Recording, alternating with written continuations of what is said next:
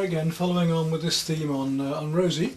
This time we're doing this picture, and we're going to do a watercolour of the similar study afterwards, in a much looser way of course, and gradually building up. This one I think I'm going to work straight in with the oils in fact. We have my standard palette of oil paints again.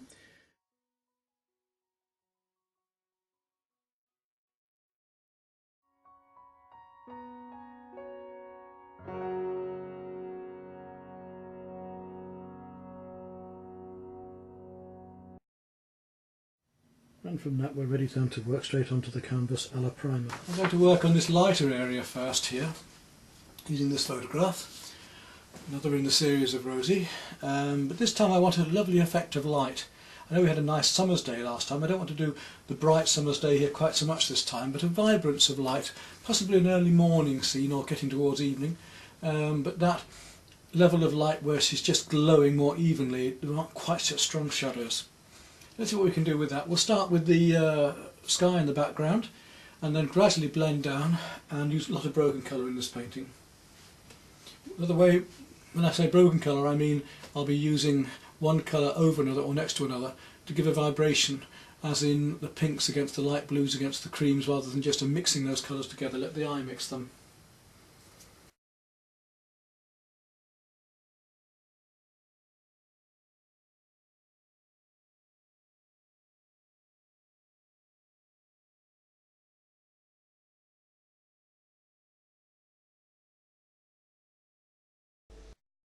The effect on one colour on another can make them seem totally different as well.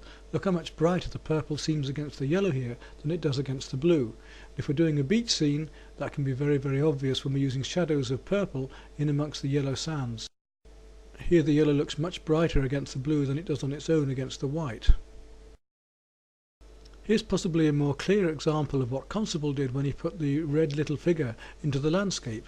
See how brightly it shines against the green and then the blues. Let's look at one of my acrylics now, where I deliberately use these opposites in the colour circle to make the feeling of sunlight and warmth and heat glowing through a nice garden. You'll see that I also use the impressionist technique of broken colour, that is one colour glowing through another. Let's look at variations of warm and cool colours now. Here you see warm and cool greens, from the bluer greens to the redder greens.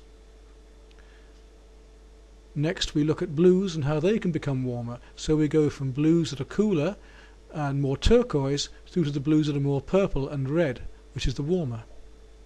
Even the reds can be warmer or cooler. Here you see the reds on the left are much warmer, going into the yellows on the right, which become cooler. And again another variety of the reds, from the warmer on the left to the slightly cooler on the right, the browns again. Now we look at broken colour, which links with our colour intensity and colours of the colour circle. I think you already know that if you mix red and yellow you get orange, but if you put red and yellow dots together closely, the eye gets fooled and it actually starts to make orange on its own. The eye is fooled and makes that colour. Blue and yellow makes green, so here we have blue and yellow dots which start to look green in the middle where they overlap. This gives a far more vibrant effect of the colour, and the Impressionists use this constantly, painting one colour over another in little dabs with short brush strokes, usually using a square brush, not a round. Here you see blue and red together to give the effect of purple, far more vibrant. It is possible to get a similar effect with watercolour by dropping one colour into another. If you drop, say, red into the yellow, you'll get a much brighter colour than just having the mixture. And if you actually paint the opposites in the colour circle together, as well as in a pointillist or impressionist effect, look how brightly they shine. Here's one of my paintings where I've deliberately broken up the painting with the colours of the pointillist effect on the computer to show you how it can work. Clearly the larger the brush strokes, the less defined the painting is, but it does give you an idea of what can be achieved.